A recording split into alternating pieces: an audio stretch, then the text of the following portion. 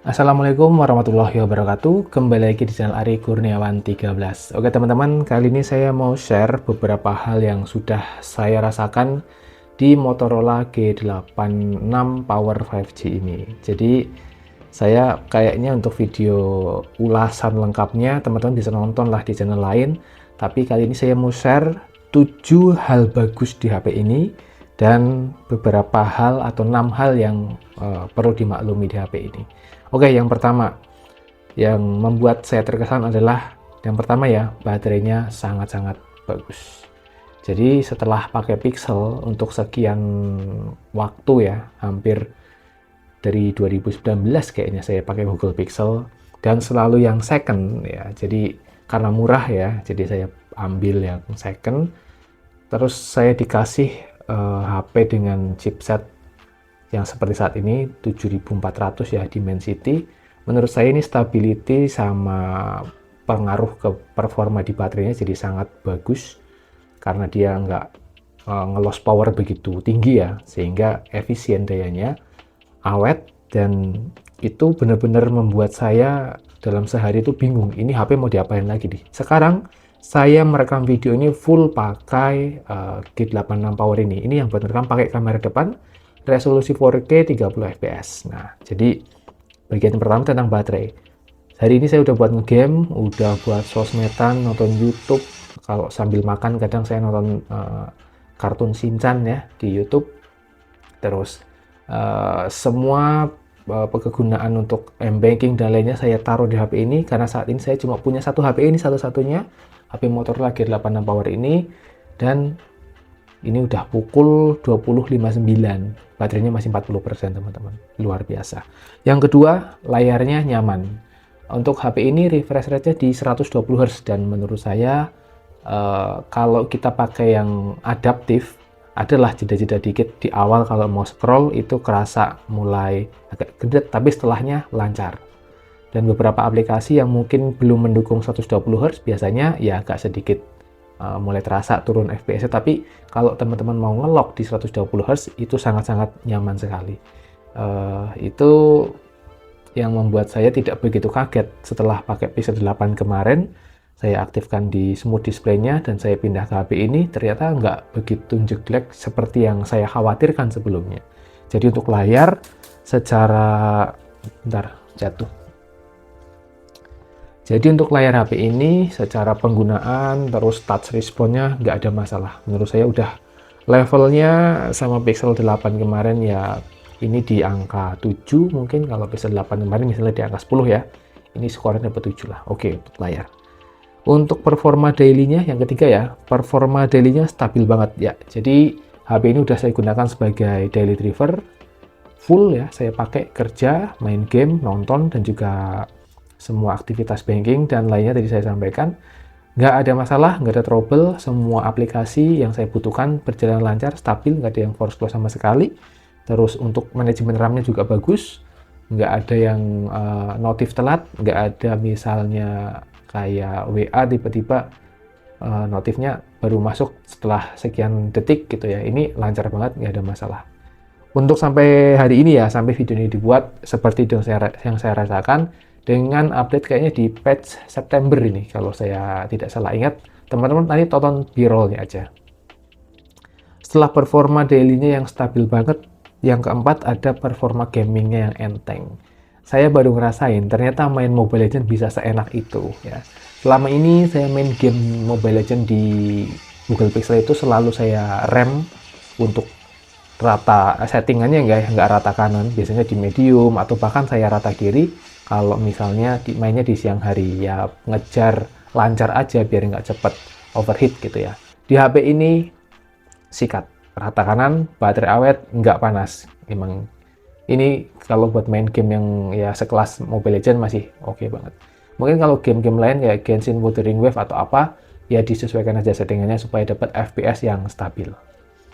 Berikutnya yang kelima, OS-nya stabil. Tadi saya sudah sampaikan ya, lalu notifnya lancar dan ngecasnya cepet. Nggak secepat HP-HP yang lain yang mungkin 65 watt, ini kan 33 watt ya. Menurut saya karena saya alumni tim Pixel ya, tapi nanti saya pakai pixel lagi kok. HP ini sangat cepat sih menurut saya ya. Kadang saya baru ngecas, terus saya aktivitas apa-apa, terus agak lupa dikit kalau saya lagi ngecas HP, pas ngecek udah 100%. Notifnya lancar, tadi berarti manajemen RAM dan OS-nya stabil. OS-nya ini ada beberapa yang bilang mirip Google Pixel, nggak sepenuhnya, tapi juga itu nggak sepenuhnya salah ya, tapi itu juga nggak sepenuhnya benar, karena ini adalah Moto UI atau apa gitu. Jadi ada beberapa custom kayak di pengaturannya itu ada sedikit perbedaan dengan di Pixel ya, walaupun secara fundamentalnya sama ya.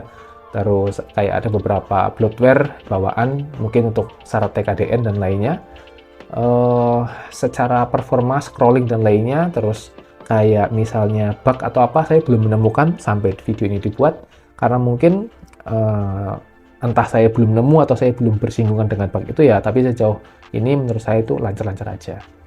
Terus yang keenam, kamera. Nah, ini banyak yang bertanya-tanya, kameranya lebih bagus mana sama Pixel? Kalau lebih bagus mana sih? Menurut saya ya lebih bagus Pixel ya, tentu saja lebih bagus Pixel.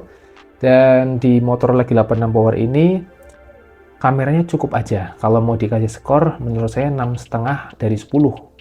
Itu udah bagus ya, bukan jelek banget, udah bagus. Kayak kamera utamanya ya, yang jadi jagoan itu di siang hari, dia bisa ambil detail dengan baik, terus gambarnya juga siap upload aja di sosmed. Nggak processing banget, tapi adalah kelihatan kok ada sedikit poles-poles biar SDR-nya tuh kerasa. Terus kamera ultrawide-nya ya, kalau siang bagus ya, kalau malam apa adanya aja, diterima aja.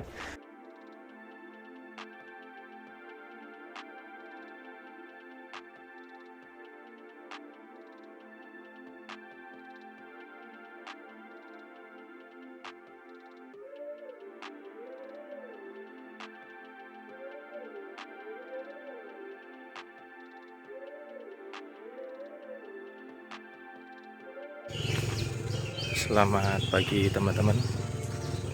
Ini saya lagi jalan di kampus UNES sembari tes kamera Motorola G86 Power 5G di situasi yang low light dan nanti akan berlarut ke siang hari ya, pagi hari. Jadi ini kalau cahayanya minim kayak gini nih, kamera depan. Ini resolusinya 4K 30 fps. Sambil jalan nih, satu tangan aja. Di viewfindernya sih bagus ya stabilisasinya. Cuman untuk noise ya tetaplah, karena ya kamera depan ya. Apalagi bukan Google Pixel.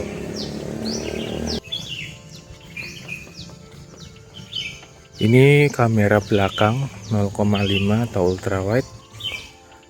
Saya pegang ya, satu tangan sambil jalan santai. Kalau kualitas sih ya pasti nggak oke ya, karena banyak noise. Tapi untuk stabilisasi saya akui sih ini bagus loh. Bisa switch ke lensa utama, tapi jangan berharap smooth ya. Ini bagus nih, lensa utamanya bagus loh.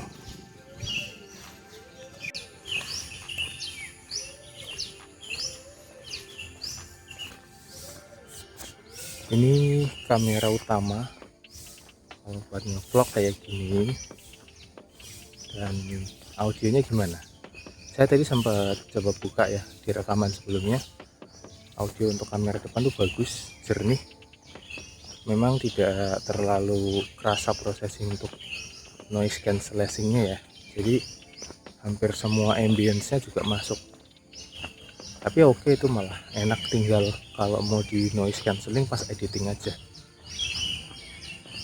Kamera utama ini untuk rekaman maksimal di 4K 30, begitu juga dengan ultrawide-nya juga bisa 4K 30 fps.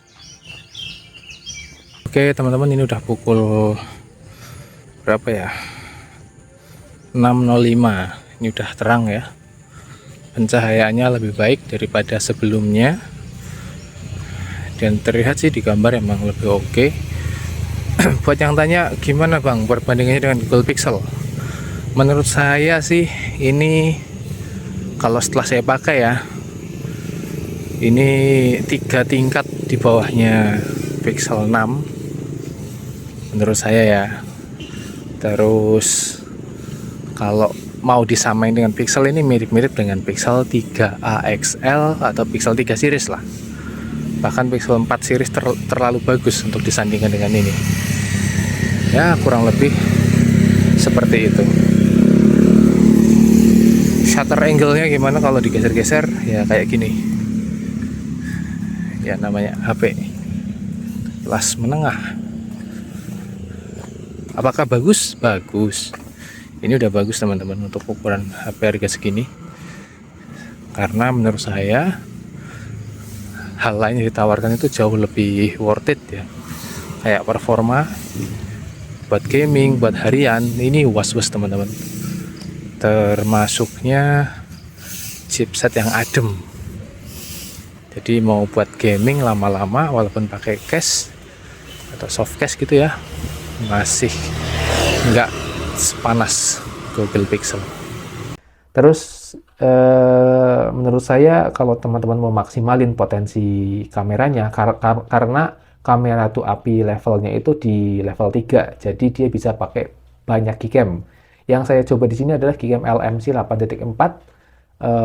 Saya udah coba beberapa config dan menurut saya hasilnya over processing ya, tapi bagus. Yang seneng hasil-hasil ala Pixel zaman-zaman dulu ya, Pixel 3, Pixel 4 akan suka dengan hasil gcam LMC itu. Tinggal teman-teman cari ini aja config yang cocok, yang pas ya.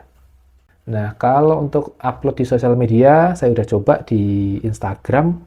Sejauh yang saya upload, teman-teman pada komentarnya positif. Wah, ternyata bagus juga ya, bagus ya. Ya, bagus. Yang penting tata cahayanya diperhatikan. Kalau teman-teman misalnya di dalam ruangan, ataupun kalau teman-teman di siang hari, harusnya aman. Tinggal upload aja. Saya beberapa yang saya upload itu rekamnya di 4K 30 fps. Dan itu di sosmed teman-teman cari aja di Instagram saya. Udah saya kasih sorotan di situ ya untuk Motorola G86 Power ini. Silakan nilai sendiri. Oke, itu tadi yang IG story itu yang ketujuh ya. Oke, sekarang 6 hal yang perlu dimaklumi di Motorola G86 Power 5G ini.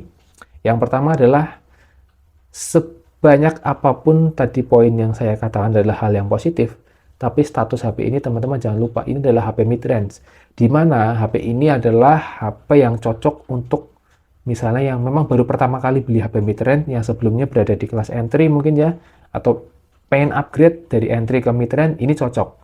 Akan berasa upgrade-nya. Tapi untuk yang sudah pegang X flagship atau flagship saat ini dan pengen nyoba beli HP buat gaming atau apa, pasti ngerasain dari build quality, terus dari ya kayak pegang itu pasti udah kerasa. Ya pokoknya kalau kalian udah pegang flagship pakai HP ini G86 Power ini rasanya downgrade, tapi nggak se-downgrade itu. Misalnya turun dari 10 tangga tuh kalian dari tangga nomor 9 turun ke tangga nomor 6 atau 5 gitu ya. Statusnya tetap mid-range. Jadi beberapa fitur flagship yang ada mungkin teman-teman nggak akan temukan di sini. Lalu yang kedua yang perlu dimaklumi adalah haptic feedback-nya agak receh ya ini. Jadi jangan terlalu berharap nyalain getar saat pengetikan ya. Ya cukup aja. Ada itu udah bagus untuk notif biar getar nanti ya kalau ada telepon atau panggilan nggak ada yang terlewat karena getarnya kerasa gitu aja. Lalu yang ketiga, update OS-nya ada, tapi jangan terlalu diharapkan. Ini kebiasaan untuk user Pixel atau Samsung kayak gitu ya, yang kadang tiap bulannya itu rutin atau 2 bulan 3 bulan sekali rutin.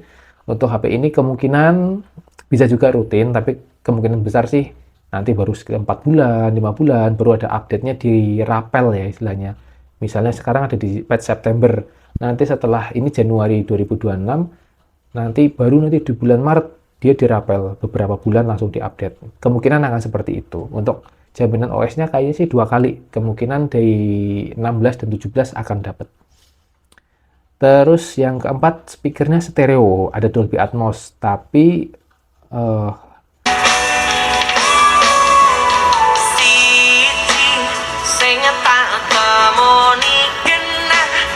karena statusnya midrange, ya itu tadi, cukupan aja. Dengan pixel berapa ya? Pixel 5. Pixel 5 teman-teman tahu yang speakernya kecil ya. Itu menurut saya masih lebih bagus di Pixel 5. Masih ada bassnya lah walaupun tipis. Kalau ini ya oke aja sih, nggak jelek kok, tapi ya it's okay. Nomor 5 yang perlu dimaklumi, no eSIM ya. Untuk unit saya cek di GSM Arena G86 Power 5G ini ada eSIM-nya. Jadi kombinasinya nano SIM dan eSIM, terus nano SIM dan nano SIM, atau nano SIM dengan micro SD. Tapi di pengaturan SIM yang saya pegang ini di unit saya, itu nggak ada opsi penambahan eSIM. Kemungkinan yang eSIM itu ada di region tertentu, atau memang sebenarnya nggak ada. Yang ngetik di speknya itu salah input aja atau gimana ya. Tapi di unit saya belum ada eSIM-nya. Nomor 6 yang perlu dimaklumi adalah beberapa bloatware yang nggak bisa dihapus. Nah, jadi ada beberapa bloatware yang cuma bisa dinonaktifkan aja, teman-teman nggak bisa hapus, kecuali mungkin pakai ini ya, pakai PC ya, dia bisa dihapus secara lebih advance lagi, supaya bersih. Kesimpulan, oke, kita langsung ke kesimpulannya. Menurut saya HP ini worth it, seimbang hampir di semua sektor dan cocok untuk hampir semua kebutuhan. Nah, jadi buat gaming, buat ngonten, buat daily, buat ngojol atau ojek online, untuk yang pekerjaan di lapangan panas-panasan, ini cocok. Saya berani jamin ini cocok. Karena yang pertama memang suhunya adem ya, intinya gitulah, semua performanya seimbang. Lalu untuk saat ini ya, kesimpulan yang kedua, untuk saat ini di 3, sekian jutaan, ini HP yang value for money itu menurut saya dapat banget. Kecuali nanti nih, karena ada kabar beberapa HP midrange yang RAM-nya gede-gede gitu ya, atau memang ini imbas dari RAM-nya sulit sekarang, pada naik. Ini kalau sampai naik di angka 4 jutaan lagi, teman-teman sih kalau saya boleh saran, cari yang second aja.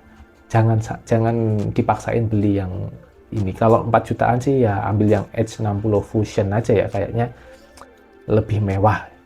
Tapi kalau di 3,6, 3,3, 3,1 silakan di check out. Terus yang terakhir, ya ini kesimpulan saya ya, jaringan 5G-nya stabil, terus baterainya awet, storage-nya ini lega 256 ya, performanya oke, temperaturnya terjaga, ngecasnya cepet, layarnya cakep, aksesorisnya tuh ada, saya cari softcase ada, saya cari tempered glass ada, walaupun nggak banyak ya variannya.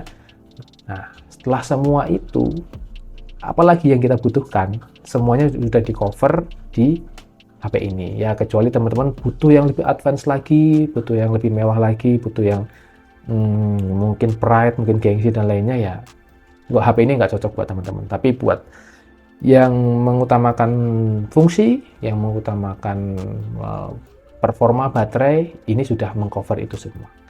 Mungkin itu teman-teman untuk video ulasan lebih ke feedback dari penggunaan saya secara pribadi tentang Motorola G86 Power 5G ini. Semoga bermanfaat. Terima kasih sudah menonton. Kalau mau beli, linknya di deskripsi. Saya cariin link yang masih ada stok ya. Beberapa toko tuh harganya udah pada naik, terutama di officialnya Motorola lah harganya lebih tinggi, hampir selisih 500.000 dibandingkan toko-toko lain yang non official store ya. Silakan dipilih, silakan dibeli. Terima kasih. Wassalamualaikum warahmatullahi wabarakatuh.